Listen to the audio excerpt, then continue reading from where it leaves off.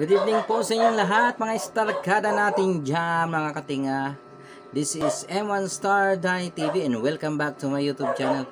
Guys, kung bago ka lang po sa aking YouTube channel, ano pang hinintay mo? Mag-subscribe ka na at huwag mong kalimutang i-hit yung bell icon para lagi ka pong ma-update pag may bago akong video na i-upload. At ngayon, ito pag-uusapan natin, mainit-init pang balita.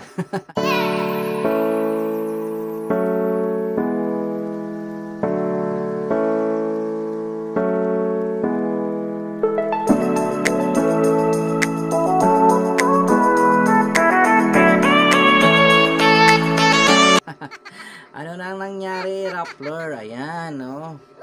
Karma na ba? Oh. Alam naman natin na ang Rappler, ito yung fact-checker. Fact-checker sa Facebook. Isa ito sa fact-checker ng Facebook. At ang Vera Files. Pero itong si Rappler ay matindi itong mag-fact-check. No?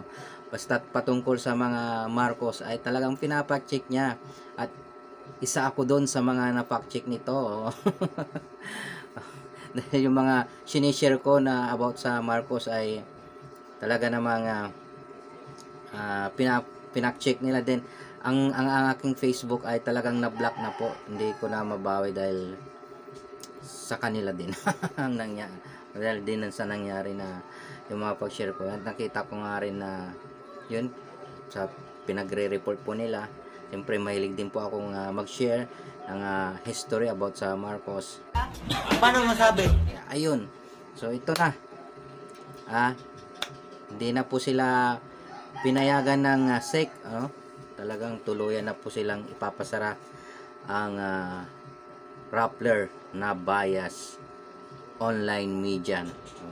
So ato talabong, Rambo talabong, magtanim ka na lang ng talbos ng kangkong.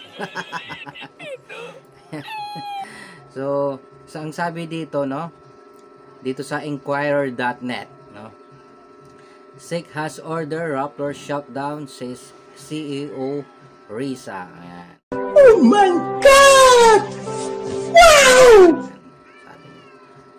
Pinabalita po nila na ito, the Securities and Exchange Commission has affirmed its earlier decision to shut down online news organization Rappler. Its CEO Maria Risa announced Wednesday morning. Ayan, in-announce mismo ng CEO na si Maria Risa. Ito po yung meron ding kaso na cyber libel, and nabalitaan nyo naman po yan.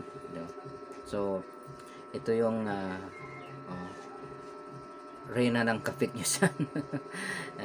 During the East-West Center International Media Conference in Hawaii, Risa shared the SEC rolling date Tuesday, June 28, which orders the cancellation of the certificates of incorporation of Rappler Incorporated and Rappler Holdings Corporation.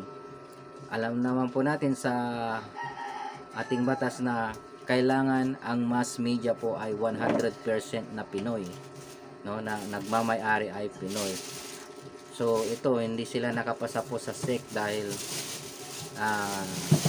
ang nagpapatakbo nito ay isang foreigner. So ayan, malinaw po na pag ikaw ay nagkaroon ng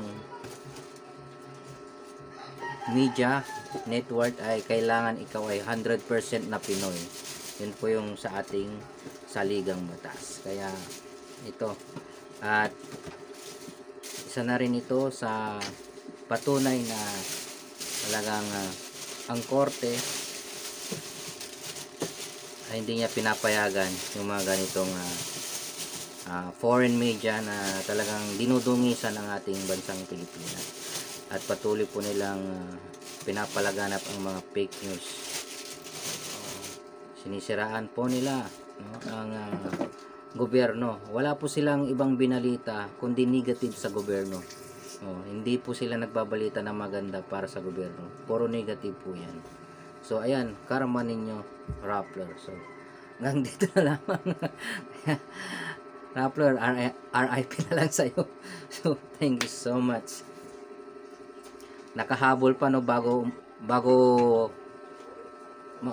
matapos ang termino ni President Rodrigo Roa Duterte ay talagang nakahabol pa to si Rappler na ipasara oh, ng SEC. So, alam, hindi naman lingid sa inyong kaalaman na nauna na si ABS-CBN ano po sa ito 2 days before bago po bumaba si Pangulong Duterte, ayan, isasara na rin ang Rappler. So ayan, hanggang dito na lang guys, thank you so much. Ayan, guys.